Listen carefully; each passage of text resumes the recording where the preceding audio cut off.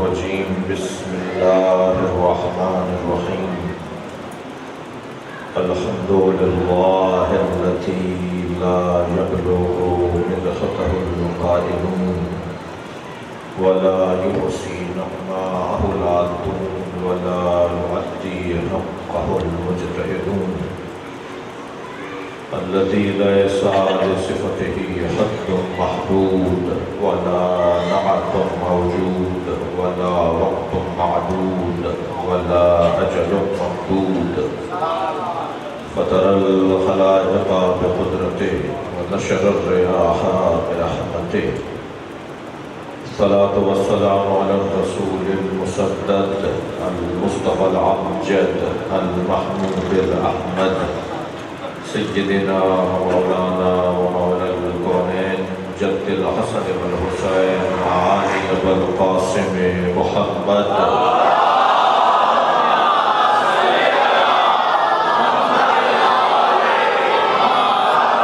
وآله الطيبين الطاهرين المعصومين الذين قال الله إنما يريد الله ليذهب عنكم الرجس أهل البيت ويطهركم تطهيرا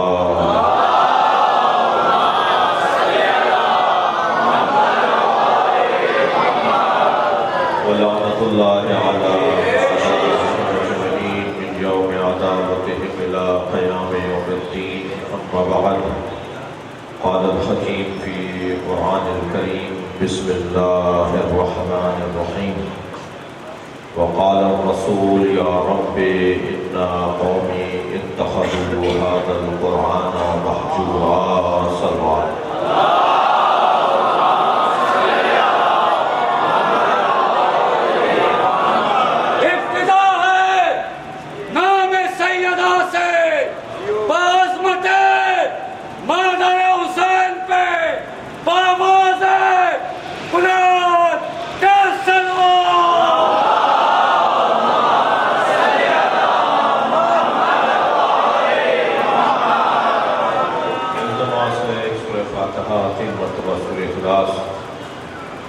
حاضرین مجلس کے مرحومین اور خاص طور پر اس سے روزہ مجالس منعقد ہوئی ہیں ذاکرین سید الشہداء امام حسین علیہ السلام مرحومین یعنی علامہ منتظر عباس نقوی اسلام آباد، علامہ طالب جوہری اور علامہ ڈاکٹر ضمیر اختر نقوی اور کل لاہور کے بزرگ عالم دین جناب علامہ قاضی نیاز حسین نقوی کی رحلت ہوئی ہے۔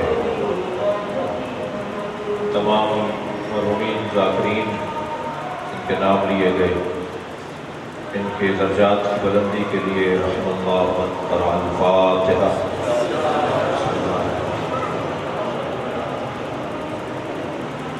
الرحمن الرحیم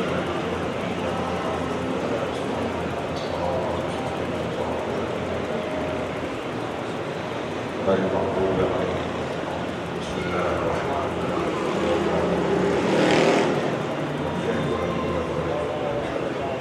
بسم الله الرحمن الرحيم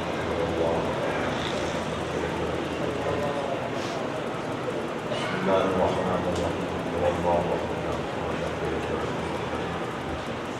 اللهم صل على محمد وعلى محمد۔ حاجات کی برابری کے لیے تمام بیماروں کی شفایابی، بے روزگاروں کا روزگار، مسافروں کی منزل، پریشان حال لوگوں کی پریشانیوں سے نجات، جناب جعفر بالکرامی صاحب کی صحت کاملہ، جعفر بھائی صحت یاب رہیں گے تو اس طرح کی مجلسیں ان کے حصے کی جو ہے، ان کے حصے کی مجلسیں ہیں جو انہوں نے طے کی ہوئی ہیں وہ جاری و ساری رہے گی۔ جعفر بھائی کی صحت کاملہ کے لیے بھی بلندتر سلوات۔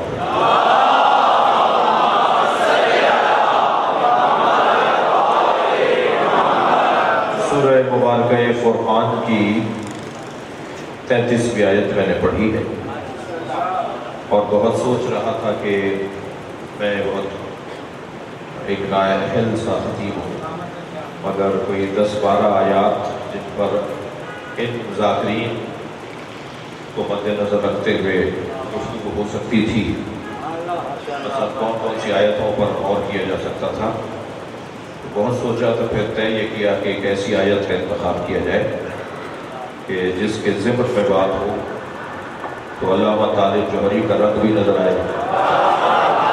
سلوات پڑھیں ذرا محمد علیہ۔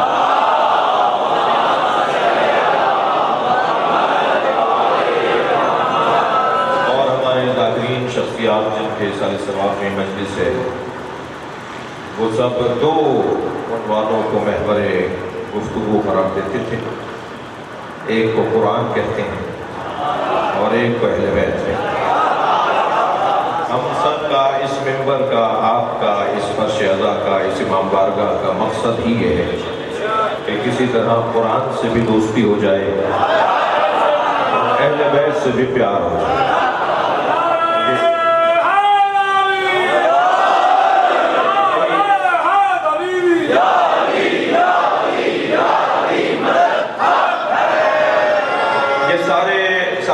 مجلس جو اس وقت بیٹھے ہیں اور جو کسی اور دنیا میں بیٹھ کر سن رہے ہوں گے، ان سب کا ایک ہی نقطہ ہے، ایک ہی ہدف ہے کہ کسی طرح سے قرآن سے دوستی ہو جائے اور اہل بیت سے پیار ہو جائے۔ اور یہ اللہ نے ہمیشہ ہدایت کے لیے 2 ہی چیزوں کو قرار دیا ہے۔ ہر زمانے میں نبی کے ساتھ کتاب، کوئی سنگین کام کرنا ہو تو دونوں ہاتھ، مکمل دیکھنا ہو تو دونوں آنکھیں، صحیح سننا ہو تو دونوں کان، صحیح پہنچنا ہو تو دونوں پیر۔ جب ہر کام میں 2 ہیں تو پھر ہدایت میں 2 کیوں نہیں ہوں؟ صلوات پڑھیں ذرا محمد وآلہ۔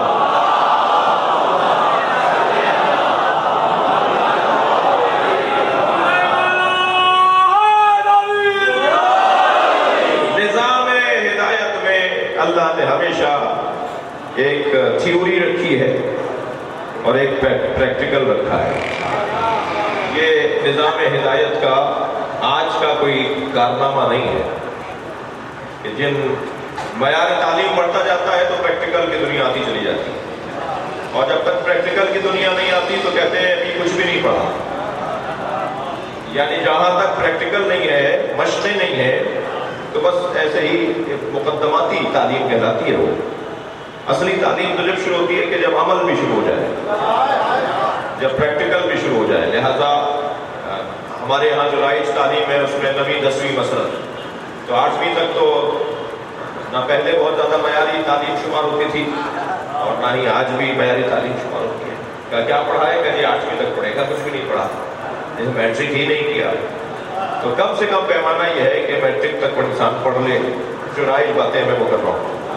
تو وہ جو میٹرک تک کا پڑھا ہوا بندہ ہوتا ہے، اس کی تعلیم معیاری اور کسی حد تک معیاری اس لیے ہوتی ہے کہ اس کی زندگی میں عمل بھی ہے، جی مشق بھی ہے، پریکٹیکل بھی ہے۔ ایسا ہی ہے آج نظام تعلیم والے بڑے گھمنڈی ہیں، وہ یہ کہتے ہیں کہ ہم نے ترقی کی ہے، جدید نظام تعلیم لے کر آئے۔ کل کا بچہ اسکول جاتا تھا تو روتا پیٹتا جاتا تھا، آج کا بچہ اسکول نہ جائے تو روتا ہے۔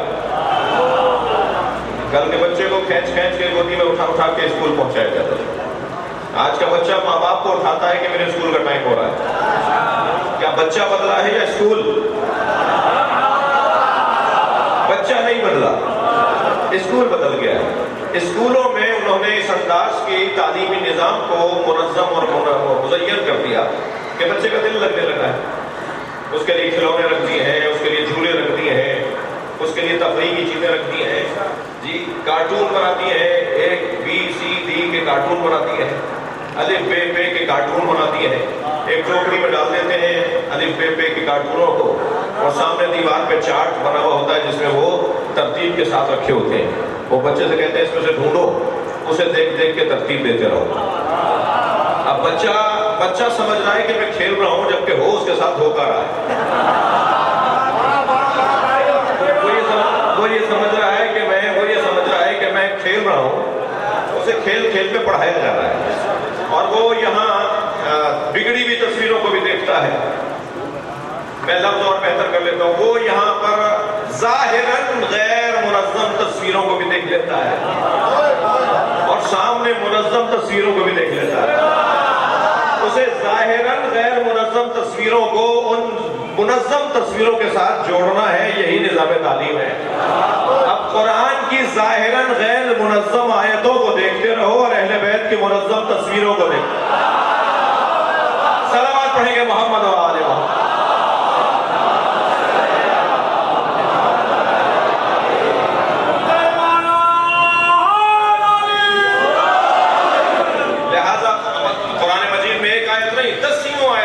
آپ کو ملے گی جسے پڑھنے کے بعد ایک مرتبہ گھبراہٹ سی ہوتی ہے کہ اس آیت میں اس بات کا اور اس بات کا کیا ربط ہے، یعنی پہلی آیت کا دوسری آیت سے کیا ربط ہے، اور بعض اوقات ایک ہی آیت میں دو باتوں کا ربط نہیں ہے۔ سورہ مبارکہ مائدہ کی 66ویں آیت میں جو جانور پہاڑ سے گر کر مر جائیں، سینگ مار کر ایک دوسرے کو مار دیں، ان پر دیوار گر جائے اور مر جائیں اور وہ مردہ ہو جائیں، تو اللہ نے کہا ان کا گوشت کھانا حرام ہے، اور یہ کہنے کے بعد فوراً کہا الیوم اکملت لکم دینکم، آج میں نے تمہارا دین مکمل کر دیا۔ بھائی جانوروں کے، مردہ جانوروں کے کھانے کے ساتھ غدیر کا کیا تعلق ہے؟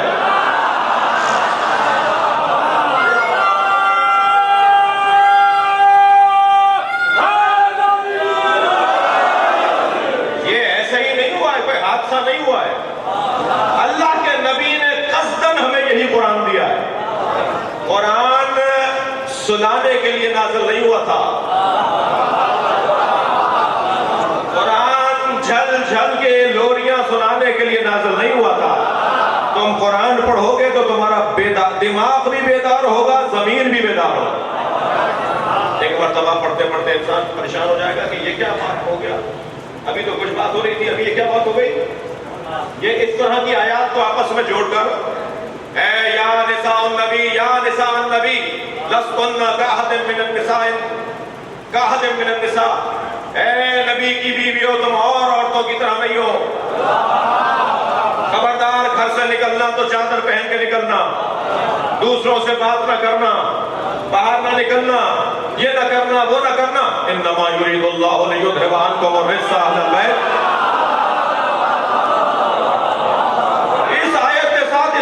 کیا تعلق ہے؟ صلوات پڑھیں ذرا محمد و آل۔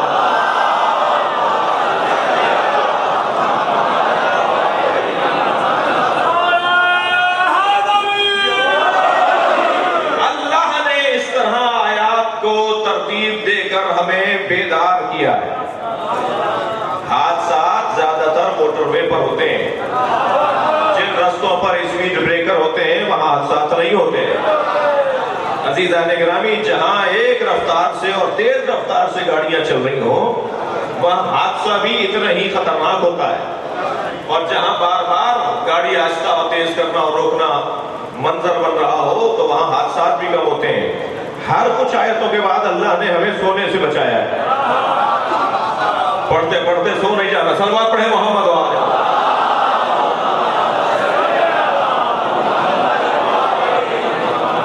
تاکہ قرآن مجید ہمیں بیدار کرتا رہے۔ تو یہ ظاہراً غیر منظم پیغامات، ظاہراً جس کے پیچھے یہ حکمت، ایک حکمت یہ ہے جو میں نے ابھی آپ کے سامنے بیان کی، اور ادھر اہل بیت کی جمی ہوئی اور منظم تصویریں، اور پھر قرآن مجید کی آیات کے ساتھ جوڑتے رہو تاکہ تمہیں یہ نظریے کے ساتھ عمل بھی نظر آ جائے۔ تو قرآن اور اہل بیت، پروردگار عالم نے ہماری ہدایت کے لیے ہر زمانے میں ایک کتاب اور ایک حدیث، ایک کتاب اور ایک حدیث ہر دور کے اندر۔ البتہ کتاب جب سے شروع ہوئی نازل ہونا، جب سے کتاب پڑھنے کا معیار بنا، حضرت آدم پر کتاب اللہ نے نازل نہیں کی، اس لیے کہ کتاب پڑھنے کا معیار نہیں تھا۔ تھوڑا سا ذہن اور پختہ ہو جائے، کبھی کوتاہی معاذ اللہ حضرت آدم کے وجود مبارک میں نہیں تھی، بلکہ سامع اور شاگرد اور ہدایت لینے والا اس معیار کا نہیں تھا۔ اگر کوئی پلے گروپ کو پڑھانے والا ٹیچر ہو، اگر کوئی کے جی نرسری کو پڑھانے والا ٹیچر ہو تو اس ٹیچر کا قصور نہیں ہے، یا اس ٹیچر کی فضیلت میں کوئی کمی نہیں ہے، جو اس سے پڑھ رہے ہیں وہ اس معیار کے نہیں ہیں کہ ان کے سامنے کتابیں کھولی جائیں. ان کو تو عملی دنیا میں اور مشق کروا کر ہی کچھ سمجھانا ہوگا.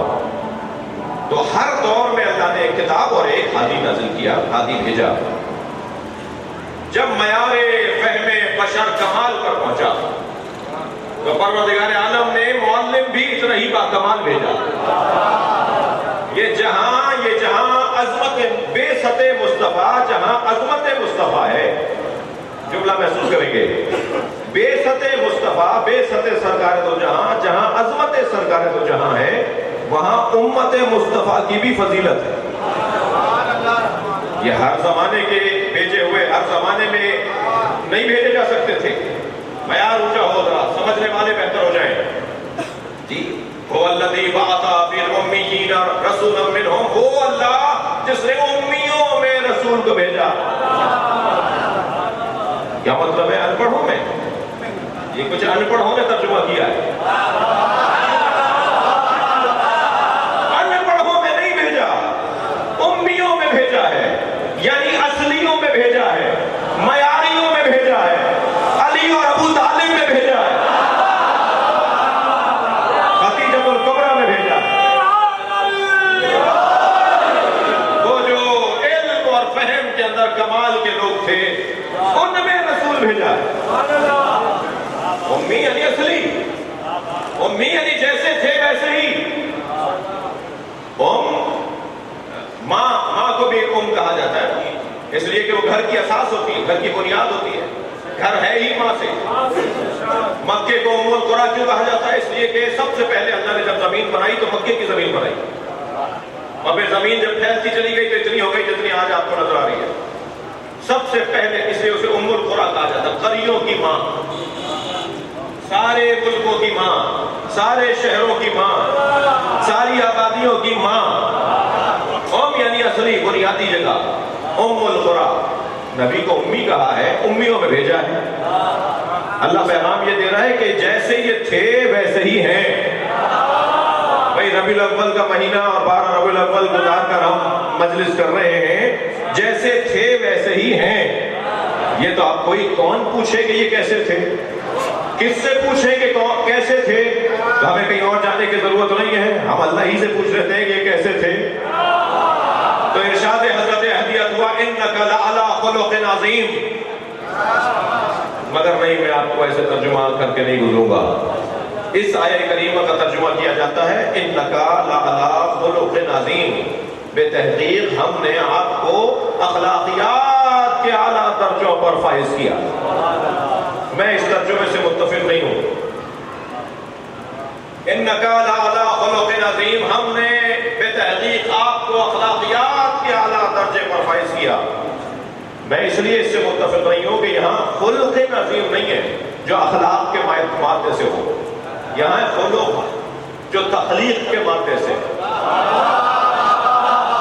ترجمہ یہ نہیں ہوگا کہ ہم نے آپ کو اخلاقیات کے اعلیٰ درجے پر فائز کیا. ترجمہ یہ ہوگا ہم نے تخلیق میں آپ جیسا کسی کو نہیں بنایا، آپ جیسا بنایا ہی نہیں ہے. صلوات پڑھیں محمد و آل محمد.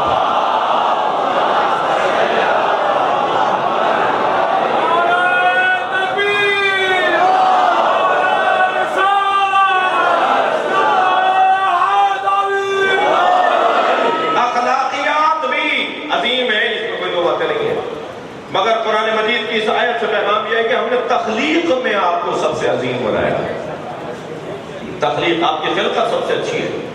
آپ جیسی آنکھیں کسی کی نہیں ہیں، آپ جیسے بال کسی کے نہیں ہیں، آپ جیسی ناک اور بینیاں کسی کی نہیں ہیں، آپ جیسے لب کسی کے نہیں ہیں، آپ کے شمائل جیسے کسی کے شمائل نہیں ہیں. جو کہتے ہیں کہ ہم جیسے ہیں، ان سے کوئی پوچھے تمہارا سایہ ہے یا نہیں؟ ہمارے نبی کا تو سایہ نہیں ہے، تو پھر ہم جیسے کیسے ہیں؟ اتنا بڑا مجمع بیٹھا ہے، یہ جو ایک جیسے ہیں یہی ایک جیسے نہیں ہے.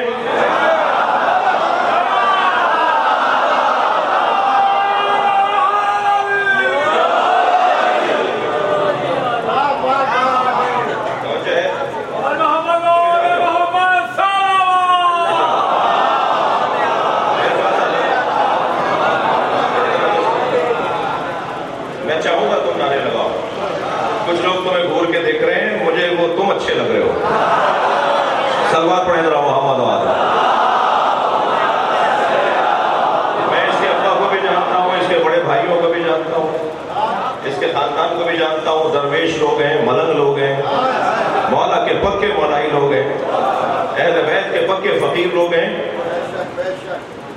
تو اگر سادہ ہو نا تو اسے حقیر نہیں جاننا چاہیے. کلمات پڑھنا محمد و آل محمد.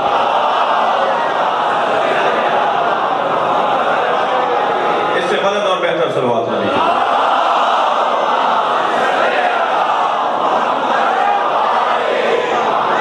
میں خود بھی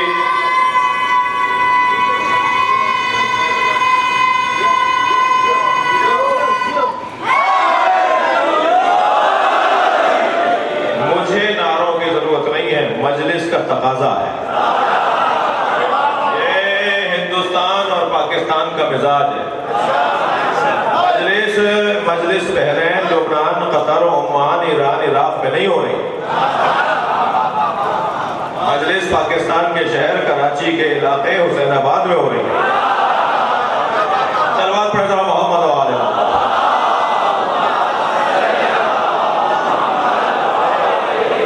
اس سے بہتر اور بلند صلوات نبی کی طرف.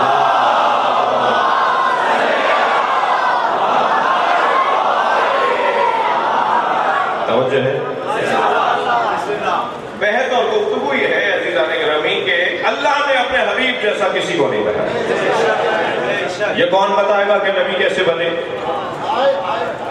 یا اللہ بتائے گا یا علی بتائے گا؟ اچھا یہ کوئی شرک نہیں ہو گیا؟ خبردار کوئی جلدی اٹھ کے نہیں جائے. آدھی مجلس سے کوئی نہ جائے.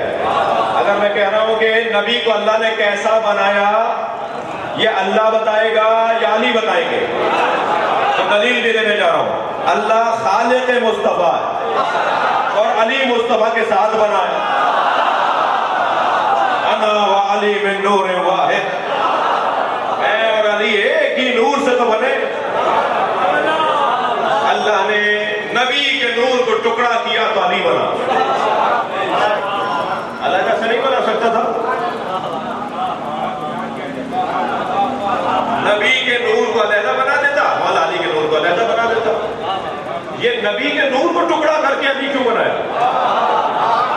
بھائی اللہ کو تو پتا تھا نا کہ میری مخلوق کا مزاج کیا ہے. جب یہ کمالات کو دیکھتے ہیں تو بہکنے لگتے ہیں. تو کہیں اللہ نہ بولتے میں ٹکڑا کر دیتا ہوں، جو ٹکڑا ہو جائے وہ اللہ نہیں ہوتا. جو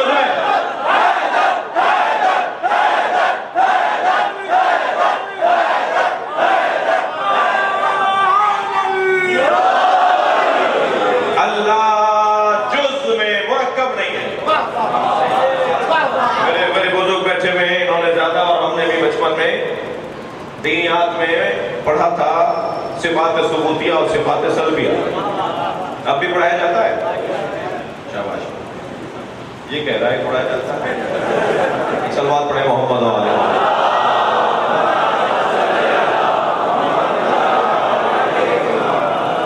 صفات ثبوتیہ اور صفات سلبیہ. صفات ثبوتیہ میں سب سے پہلی صفت اللہ حی ہے. پھر اللہ قدیم ہے، پھر اللہ قادر ہے، پھر اللہ عالم ہے. یہ صفات ثبوتیہ میں ہمیں. اور پھر ہمیں صفات سلبیہ میں پڑھایا گیا کہ اللہ غیر مرئی ہے، دیکھنے میں نہیں آتا ہے مگر دیکھنے میں نہیں آتا. خبردار ہر چیز دیکھنے کی خواہش نہ کرنا. جنہوں نے ہر چیز دیکھنے کی خواہش کی یا وہ مرے یا بے ہوش ہوئے. صلوات پڑھیں ذرا محمد و آل محمد.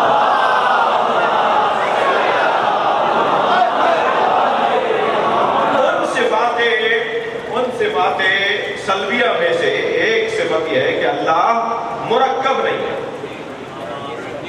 اللہ مرکب نہیں ہے. یہ مائک مرکب ہے، یہ ممبر مرکب ہے، میں آپ ہم سب مرکب ہیں. اللہ کے علاوہ جو ہے وہ مرکب ہے.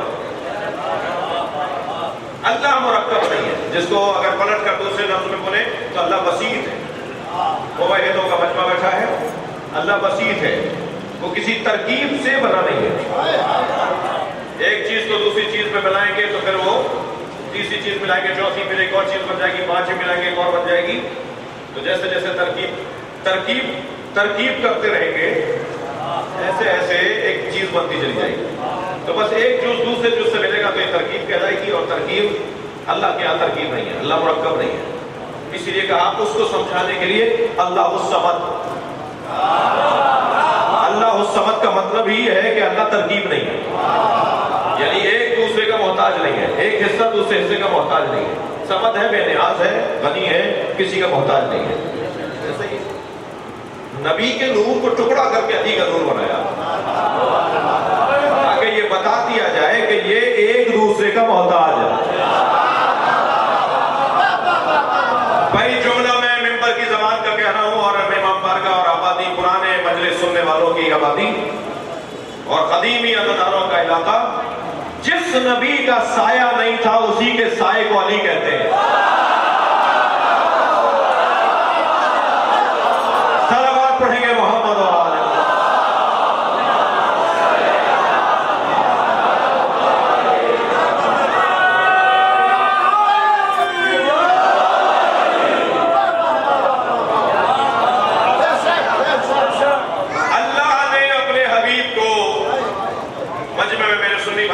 فرمائے.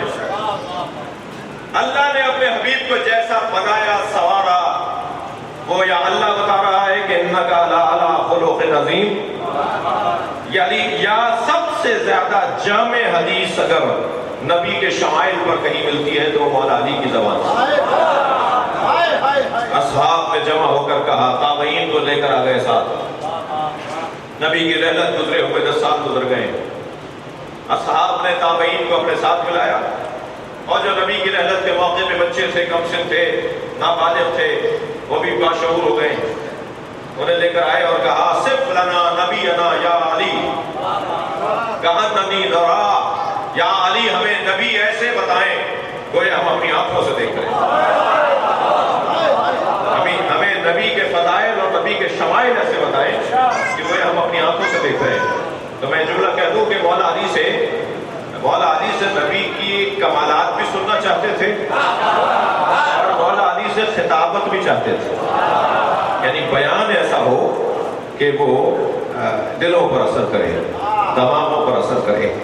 تو مولا نے نبی کے فضائل پڑھنا شروع کیا. طویل حدیث ہے بہر نمبر کی. مولا نے فرمایا لکل عضو علی معجزۃ، نبی کے ہر عضو کو اللہ نے ایک معجزہ دیا. سرکار کی آنکھوں کا معجزہ، سرکار کی بھووں کا معجزہ، بالوں کے معجزے، جی ناک بینی مبارک کا معجزہ، سرکار کے بدن مبارک سے نکلنے والی رطوبتوں کے معجزے. آنسو نکل آئے تو ایک معجزہ، لعاب آ جائے تو ایک معجزہ. حسین سے اگر سیدہ دور ہوتی تھی اور امام حسین کو بھوک لگتی تھی تو اتنا انتظار نہیں کرتے تھے کہ سیدہ آ جائیں، امام حسین کے منہ میں انگوٹھا دے دیتے تھے اور نبی کے انگوٹھے سے دودھ نکلتا. ایک دفعہ جب ایسا ہی ہو رہا تھا تو میرے مولا حسین بہت ہی شوق ذوق سے دودھ پی رہے تھے نبی کے انگوٹھے سے. دوسرے ہاتھ سر پر رکھ کر، دوسرا ہاتھ سر پہ رکھ کر میرے مولا نبی نے فرمایا، حسین آرام سے پیو، یہ اللہ نے تمہارے لیے ہی بنایا ہے.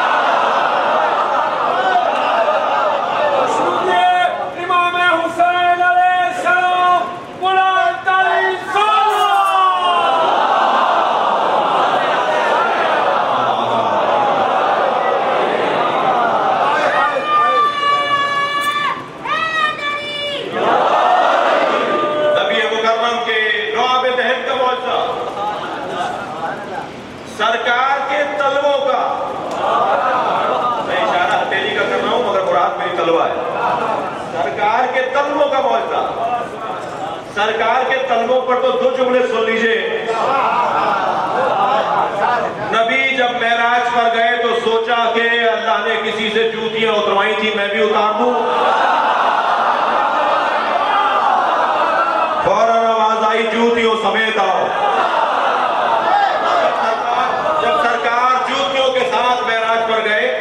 تو اس منزل کو اللہ قرآن مجید سورہ مبارکہ النجم میں ارشاد فرما رہا ہے، وَهُوَ بِالْأُفُقِ الْأَعْلَىٰ. میرا نبی سب سے بلند جگہ پر تھا، اس سے اونچی جگہ ہی نہیں ہے جہاں میں کسی کو لے کر گیا ہوں، جہاں میرا نبی گیا تو میرے نبی سب سے اونچی جگہ جوتیوں کے ساتھ تھے.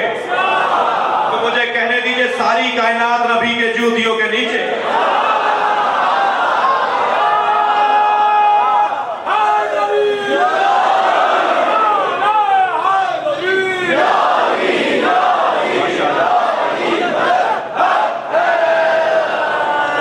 حضرت ابو ذر غفاری نے دعوت کی، پانی باہر سے بھر کر لائے. فرمایا ابو ذر پانی باہر سے لائے ہو، تمہارے گھر میں کنواں نہیں ہے؟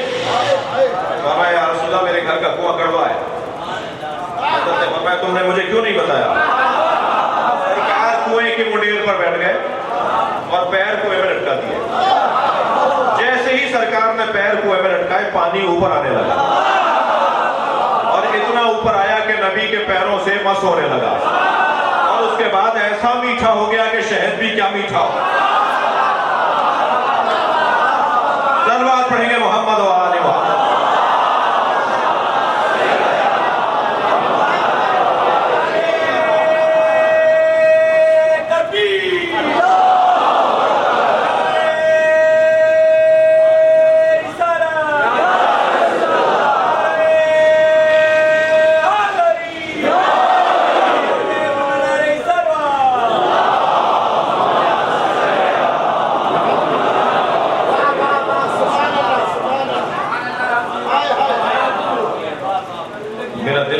کہ ایک منزل اور آگے آ جائے.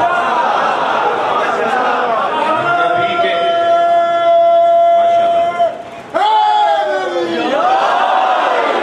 دیکھیے سرکار کا جب پورا وجود ہی معجزہ ہے تو پھر ایک ایک عضو کے لیے مولا علی فرما رہے معجزہ. سرکار کا قد مبارک. اچھا میں ان بچوں اور جوانوں سے کہوں گا کہ جیسے جیسے بزرگوں کی رحلت ہوتی جا رہی ہے ایسے ایسے خطرہ بڑھتا جا رہا ہے. اور خطرہ یہ بڑھ رہا ہے کہ ادب، تہذیب، اقدار، رکھ رکھاؤ، جملوں کا استعمال، الفاظ کا برتنا، یہ ہمیں جو سمجھانے والے تھے وہ رخصت ہوتے جا رہے ہیں. جن گھروں میں سفید بالوں والے لوگ نہیں ہیں وہ گھر آفت زدہ ہے. لہذا اگر خدا نخواستہ کسی کے گھر میں سفید بالوں والا نہیں ہے تو برابر میں اور پچھلی گلی میں جو سفید بالوں والا ہے اسے اپنا بڑا مان لو.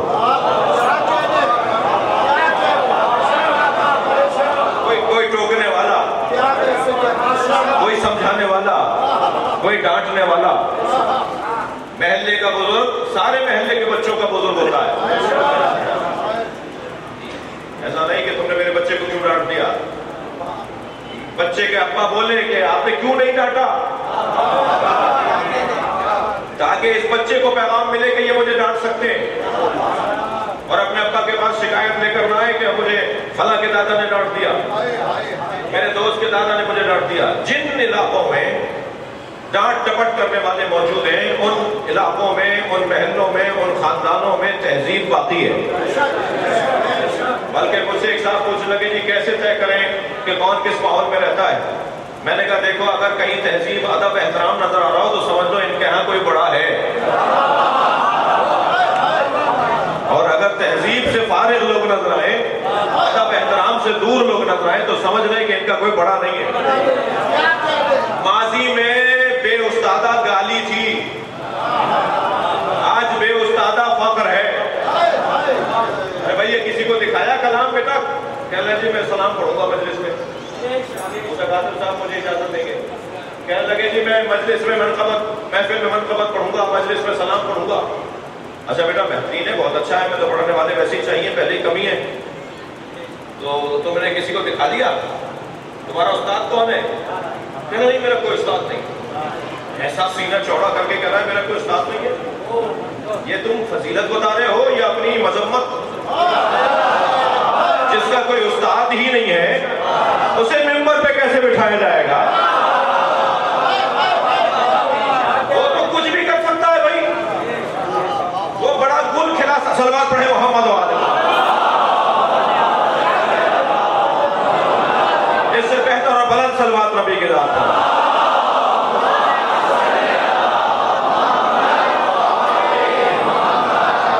لہذا میں ان بچوں سے کہہ رہا ہوں اور میری خوش قسمتی ہے کہ مجھے سننے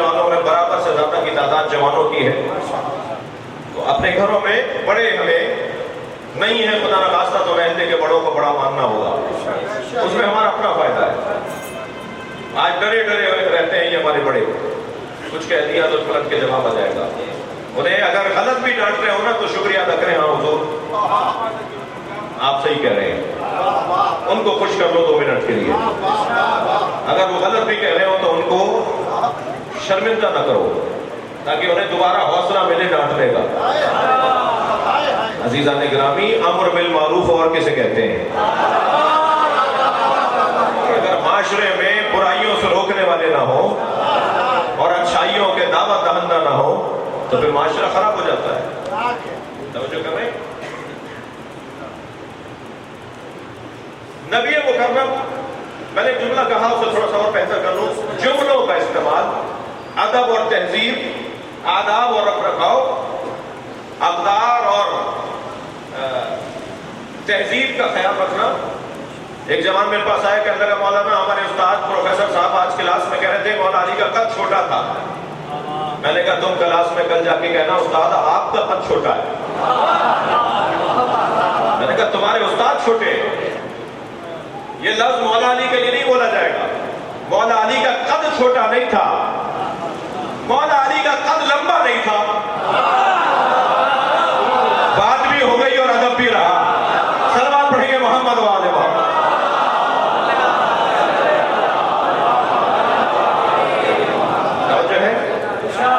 اگر فرض کیجئے مینار پاکستان جس معمار میں بنایا وہ ہماری گلی میں رہتا ہو، جی ہمارے گلی کی نالی خراب ہو گئی، ہم نے کہا جی بنوا دیجئے، انہوں نے بنوا دی، وہ بھی لوگوں کو بلوایا اور بنوا دی.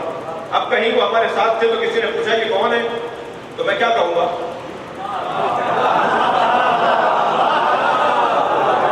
میں کیا یہ کہوں گا کہ یہ وہ ہیں جنہوں نے ہماری گلی کی نالی بنوائی ہے؟ میں کہوں گا یہ وہ ہیں جنہوں نے مینار پاکستان بنایا.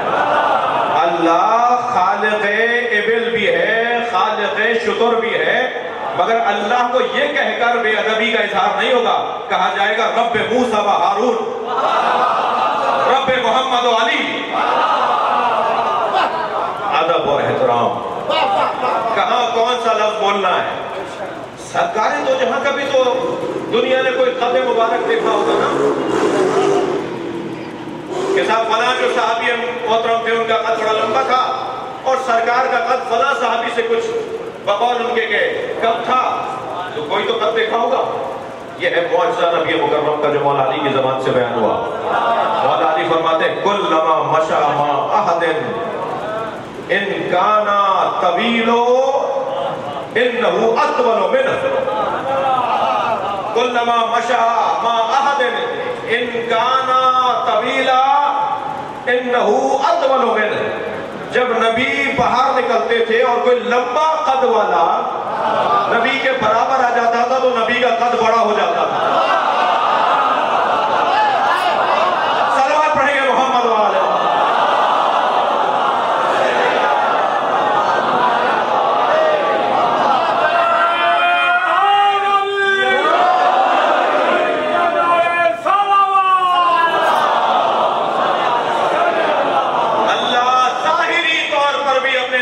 کسی سے قد چھوٹا نہیں دیکھنا چاہتا.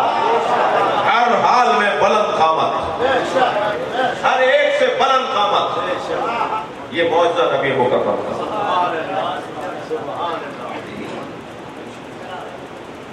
جعفر بھائی نے کہا تھا 45 منٹ پڑھیے گا، 45 منٹ تو شاید ہو گئے. ایک صلوات پڑھے محمد و آل.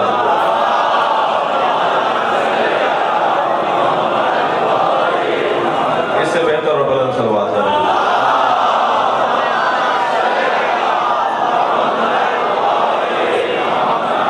بھائی میں نے تو ابھی آیت کا ترجمہ بھی نہیں کیا. یہ تو ناانصافی ہوگی نا کہ 45-50 منٹ پڑھ گئے اور آیت کا ترجمہ بھی نہیں کیا. شاید ایسے ہی بس آیت پڑھ دی تھی کیا، تو یہ مقدمے میں اتنا وقت گزر گیا. اتنا ہے عزیزان گرامی کہ اللہ بتائے گا کہ میرا محمد کیسا ہے، یا علی بتائیں گے کیونکہ ان کے ساتھ بنے کہ سرکار کا وجود کیسا ہے. ہمیں عصر مصطفیٰ چاہیے. ہم جب مجلس میں بیٹھتے ہیں تو اتنی دیر کے لیے عصر رسول میں چلے جاتے ہیں، اور جتنا بار بار عصر مصطفیٰ میں جائیں گے اتنا ہی سالم مسلمان بنیں گے، صحیح مسلمان بنیں گے۔ تو ہر کچھ مدت کے بعد ہمیں عصر مصطفیٰ میں جانا ہے، اور اس کا بہترین ذریعہ یہ مجلس اعزا ہے۔ قائد اعظم محمد علی جناح رحمۃ اللہ علیہ سے کسی نے پوچھا جب پاکستان بننے کو تھا، بن رہا تھا، بن چکا تھا، تقریباً پاکستان کا اعلان ہونے والا تھا، کسی نے پوچھا آپ سنی ہے یا شیعہ؟ قائد اعظم نے بے ساختہ فرمایا عصر مصطفیٰ کا مسلمان ہو،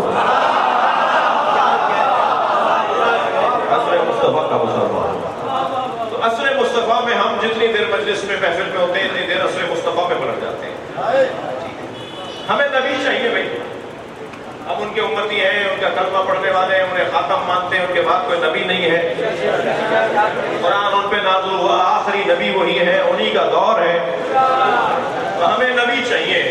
تو کہاں سے ملیں گے، کیسے ملیں گے؟ فرض محال نہیں ہے۔ فرض کیجئے آپ کے اس بڑے چوراہے پر دو بڑی گاڑیوں میں تصادم ہو جائے، اللہ نہ کرے، مثال سے علاوہ کچھ اور نہیں ہے، اور دونوں گاڑیوں کے ٹکرانے سے ایک آواز، ایک دھماکہ، ایک شور، اور جنہوں نے ٹکراتا ہوا دیکھا اور جنہوں نے حادثہ ہوتے دیکھا انہوں نے دیکھا کہ 10 آدمی مر گئے، 20 آدمی زخمی ہو گئے، ایمبولینس سے کوئی کسی کو لے گئی، کہیں لے گئی، کسی کو کوئی سی ایمبولینس کہیں لے گئی، اور وہ جیسے ہی یہ شور بچا اور لوگ جمع ہوئے اور لوگ آبادیوں میں جانے لگے اور بتانے لگے، اپنے پاس لوگ دیکھنے کے لیے آنے لگے، تو جو اس موقع پر موجود تھے وہ ایک بیان دیں گے،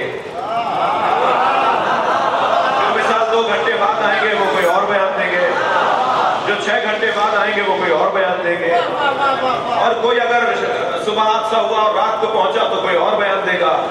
واقعہ ایک ہی ہے، بیان مختلف ہوں گے۔ اس کی وجہ یہ ہے کہ منظر مختلف تھے، کوئی بہت پہلے سے آیا ہوا تھا، کوئی شروع کا آدمی تھا، کوئی درمیان میں آیا، کوئی آخر میں آیا۔ ہمیں نبی چاہیے، کس سے ملیں گے؟ اب کوئی نبی کا 10 سال کا ساتھی ہے، کوئی سرکار کا 2 سال کا ساتھی ہے، ہمیں تو نبی اس سے چاہیے جو نبی کی گود میں آیا ہو۔ صلوات پڑھیں گے محمد و آل محمد۔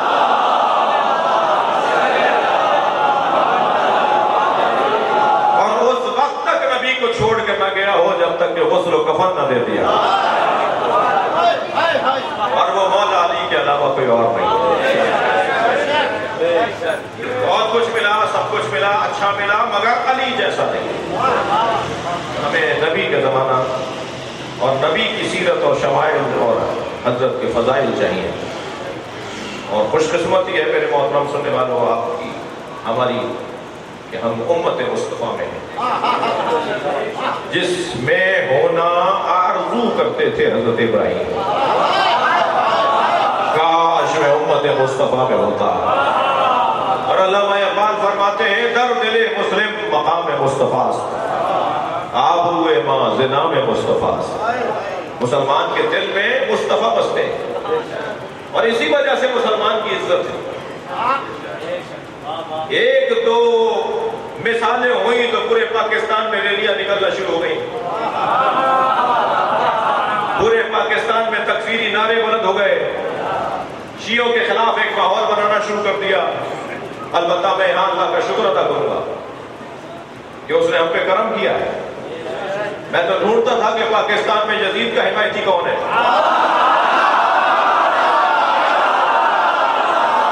اللہ نے کرم کیا ہے، چہروں سے نقابیں اتر گئی ہیں۔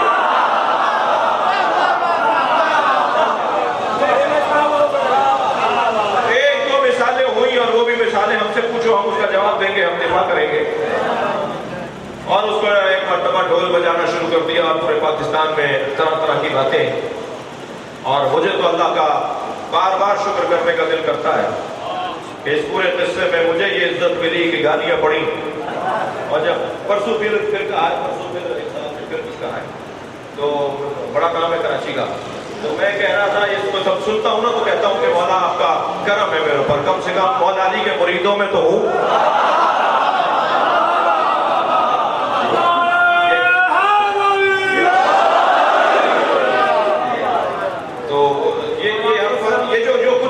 پاکستان میں جی اب کوئی نہیں نکل رہا، نبی کی توہین ہوئی ہے فرانس میں، کوئی ریلی نہیں ہے, کوئی احتجاج نہیں ہے. اور اتنی بڑی توہین دنیا کے اندر, اتنا پہلی دفعہ ہوا ہے کہ کسی ملک کا سربراہ اسے آن کرے.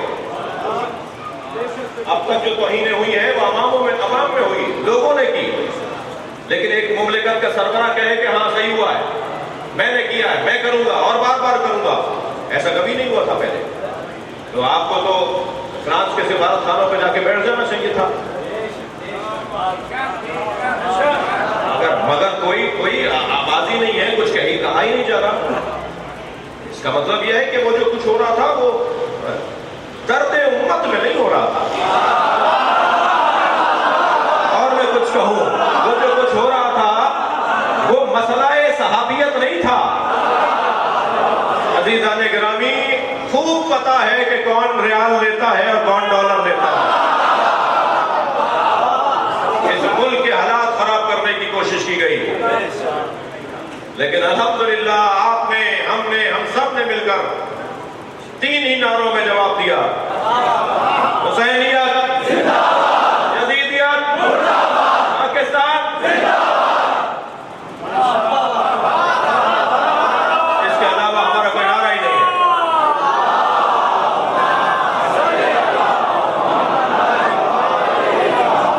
ذبح بھی کرو تو تڑپنے نہ پائے, وہ کام کرنا ہے. اور علی کا طرز زندگی منافقت کی موت ہے. مولا کی سیرت پہ عمل کریں, یہ چلتی پھرتی میتیں ہو جائیں گی.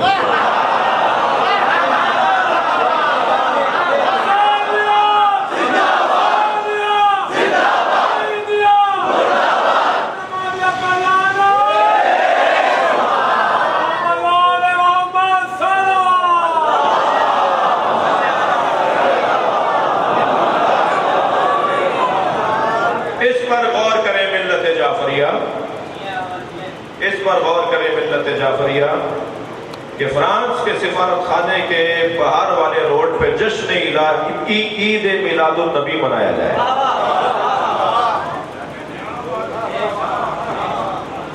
پورے پاکستان کے شیعہ جمع ہو جائیں اس روڈ پر اور شیعوں کی طرف سے نبی کی نعتیں سنائی جائیں.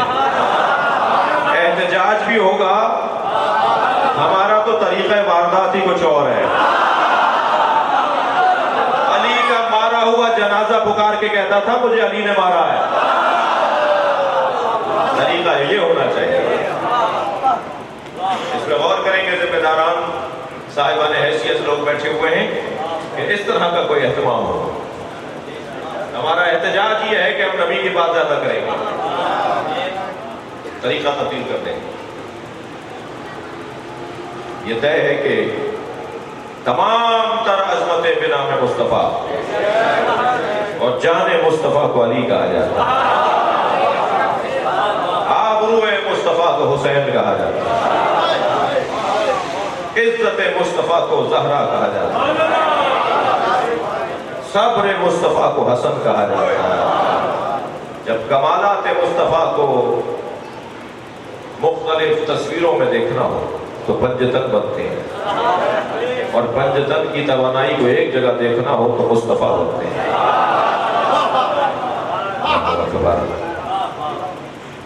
وقال الرسول یا رب انا قومی اتخذوا هذا القرآن مہجورا. قیامت میں, اچھا یہ کوئی نہ سمجھے کہ میں مجلس اب شروع کر رہا ہوں. جو آیت 1 گھنٹہ پہلے پڑھی تھی ترجمہ ہو رہا ہے. ترجمہ کر کے اصلی بات کر کے میں آپ سے, آپ کو اس سے زیادہ عبادت میں نہیں رکھنا چاہتا. قبلہ کی صحت و سلامتی کے لیے بآواز بلند تر سلام.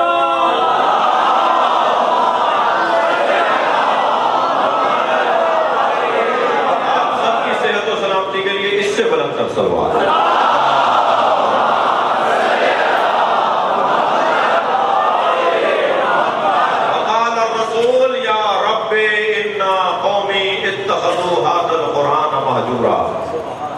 قیامت میں نبی کہیں گے یا اللہ, اب جو ترجمہ ہوتا ہے پہلے وہ سن لیجئے, اور جو ترجمہ میں کرنا چاہ رہا ہوں اپنے بزرگوں کی اجازت سے وہ بھی سن لیجئے.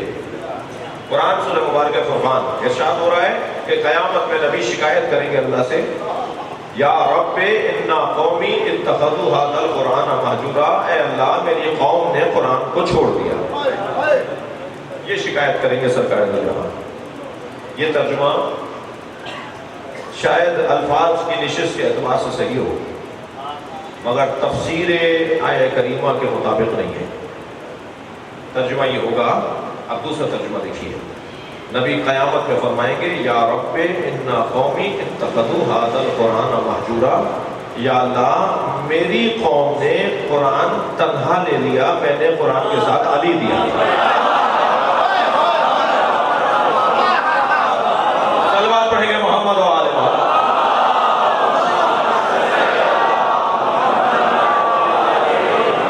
اس سے بہتر اور بلند صلوات نبی۔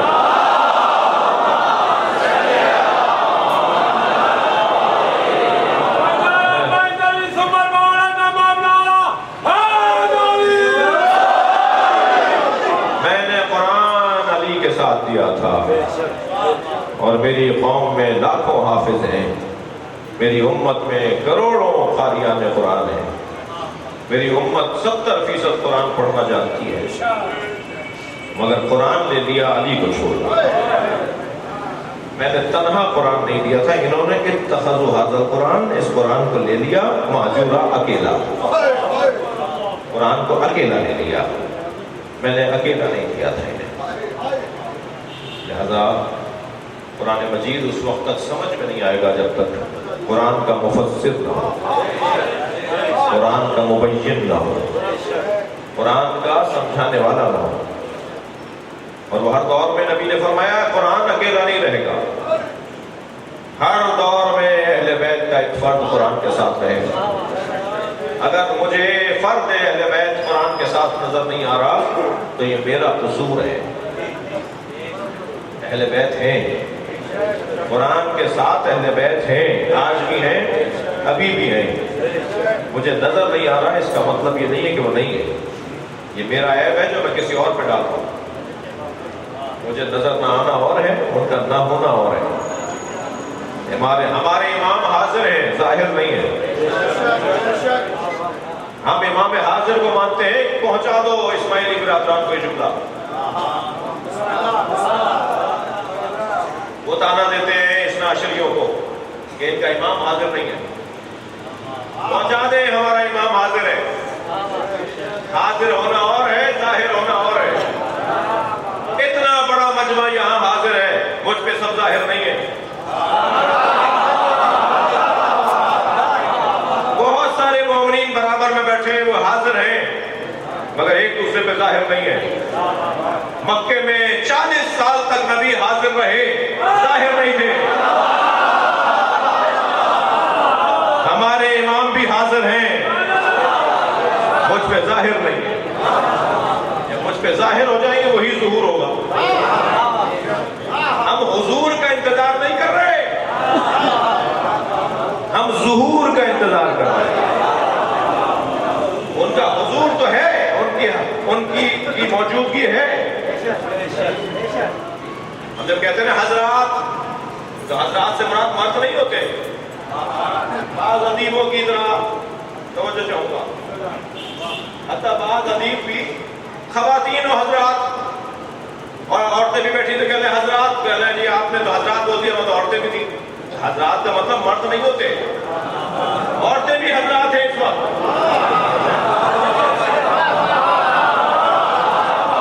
صلوات پڑھنا محمد و آل محمد۔ معمولی سی اردو ہے جو بولنے نہیں آتی بہتوں کو، اور ماشاءاللہ بہت کچھ ہوتے ہیں۔ خواتین و حضرات نہیں، حضرات یعنی جو حاضر ہے۔ صلوات پڑھنے ذرا محمد و آل محمد۔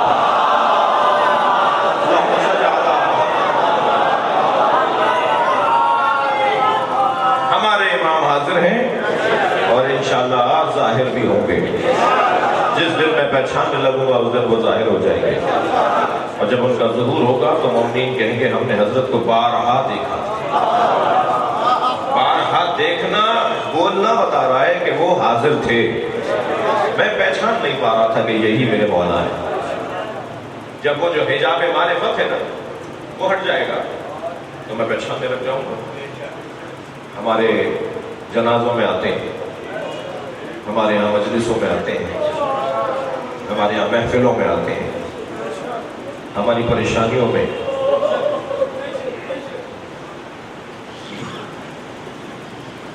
اس پورے قصے میں بھی جو پاکستان میں کوئی 15-20 دن تک بہت گرم رہا قصہ، اس پورے قصے میں بھی مدد انہیں کی ہوئی ہے،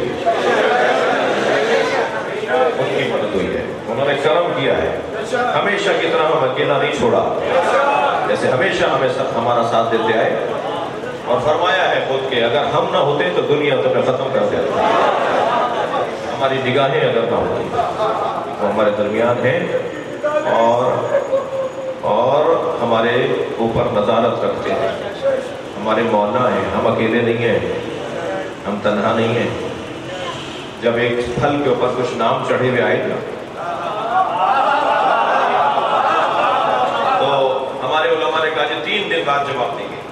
اب اس نام انار کے اوپر نام چڑھے ہوئے آ رہے تھے، چھپے ہوئے آ رہے تھے گزرت کی سب، اور اس کی وجہ سے بہت سے لوگ مذہب تبدیل کر رہے تھے.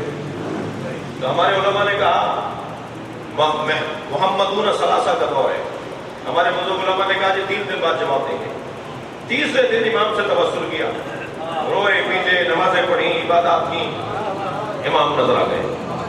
امام نے فرمایا انہوں نے ایک سانچہ بنایا ہوا ہے، جب پھل کچا ہوتا ہے تو اس پہ چڑھا دیتے ہیں، جب پھل پکا ہوتا ہے تو اتار دیتے ہیں، تو وہ سانچے کے اندر لکھے ہوئے نام اس پہ چھپ جاتے ہیں. یہ جا کے بتا دو. وہ جا کے بتایا تو وہی کچھ نکلا، اور فلاں جگہ رکھا ہوا ہے وہ سانچہ. جب امام نے سارا بتا دیا تو انہوں نے کہا مولا اتنی سی بات تھی تو آپ پہلے دن بتاتے تھے.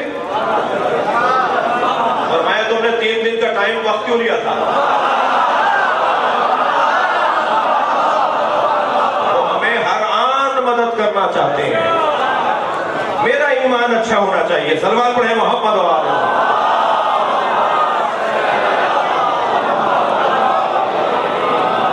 اور ہمیشہ الحمدللہ انہوں نے ہماری مدد کی ہے، آئندہ بھی مدد ہوگی، مدد ہوتی رہے گی. دروازہ چھوڑ کر نہ جانا، اس سے اچھا دروازہ ہے ہی نہیں. دنیا کی ساری بیماریوں سے شفا وہ ذکر حسین میں ہے. سب سے بڑی بیماری اضطراب ہے. نوکری چھٹ گئی اضطراب، ترقی نہیں ہو رہی اضطراب، پیسے لٹ گئے، ڈاکو لے گئے اضطراب، کاروبار میں نقصان ہو گیا اضطراب، بیماریاں آ گئی اضطراب، طرح طرح کی پریشانیوں میں اضطراب. ساری پریشانیاں جب گھیر لیں، یہ اپنا شبیر جب رونے کا دل کرے، جب دل تمہارا چھوٹا ہو رہا ہو، جب دل تمہارا بجھا بجھا ہو رہا ہو، تو خبردار فقط کے لیے حسین، کہیں اور نہیں جانا، حسین پر رو لینا. جب تم حسین پہ رو لو گے تمہاری پریشانیاں ختم ہو جائیں. چلیے اپنے ذہنوں کو ذرا علماء اور دانشوروں اور اسکالروں کی مجلس سے ترہیم ہے، اپنا ذہن لے چلیے کربلا کے میدان میں. یوں تو امام کے ساتھ جتنے اصحاب تھے سب عالم تھے، سب دانشور تھے. امام کے ساتھ 15 سے زیادہ اصحاب تھے نبی کے، اور ان کے علاوہ بھی جتنے شخصیات تھے سب دانشور، اسکالر، عالم، دانشور، دانشمند تھے. مگر امام حسین نے ایک صحابی کو تو لکھ بھی دیا تاکہ تاریخ کا حصہ بن جائے، سیرت کا عنوان بن جائے. من الحسین ابن علی الى رجل فقیہ حبیب ابن مظاہر. یہ حسین ابن علی کا خط ہے، حبیب ابن مظاہر کے نام ہے. حبیب تمہیں ہماری نبی سے نسبت کا تو علم ہے، تم جانتے ہو کہ میرا نبی سے کیا نسبت کا عنوان ہے.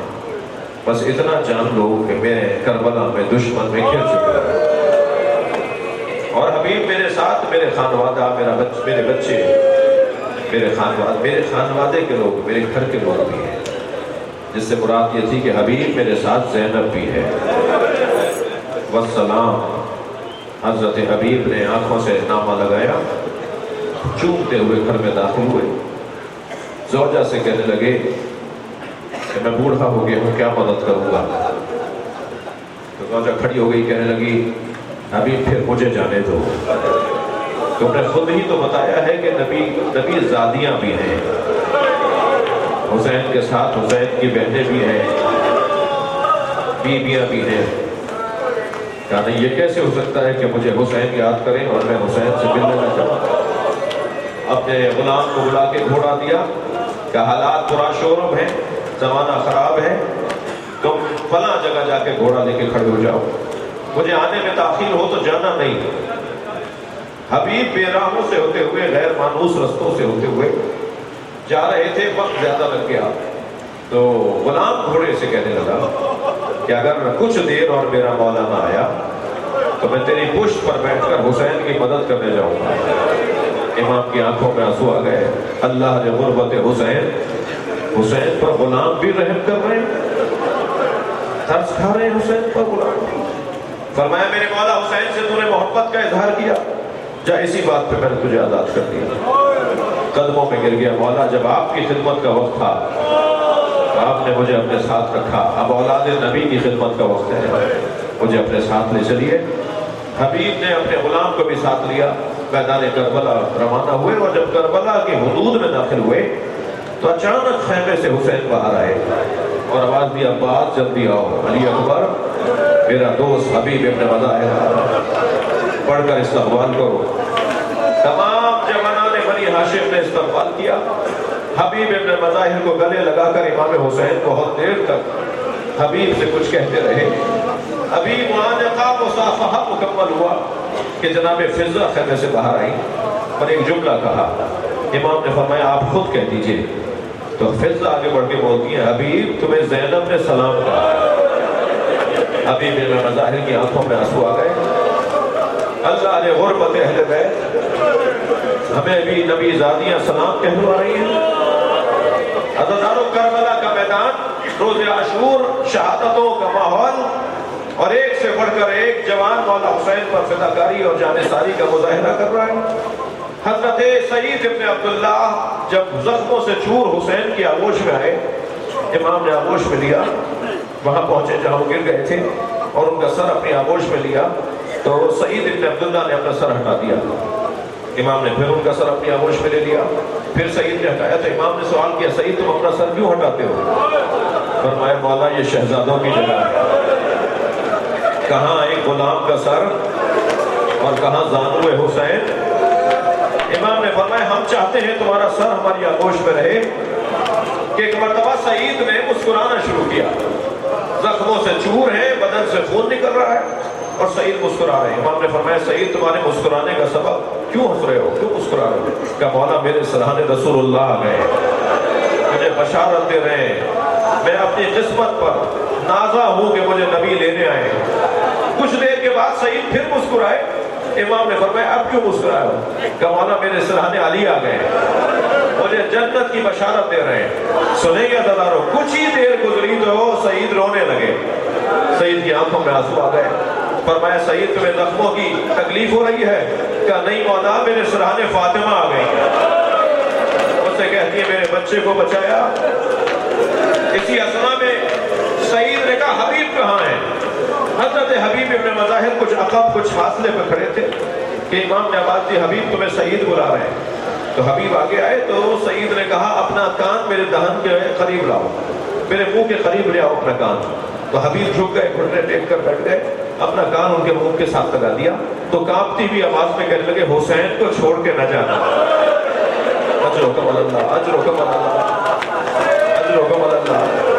हबीब तुमसे हुसैन को बड़ी धारस है। जब हजरत हबीब के लाशे पर पहुंचे हैं ना इमाम हुसैन, तो मर्सिया पढ़ा है हजरत हबीब का। और जो जुमले हुसैन मौला की जबान पर जारी हुए उनमें से एक जुमला ये था, या अल्लाह मैं गवाही देता हूँ ये हाफिज कुरान था, ये कारी कुरान था, ये एक रात में कुरान पढ़ लेता था और ये तेरे दीन का फकीह था। हबीब करबला में शहीद हो गए, गिरिया हो गए, आंखों में आंसू आ गए।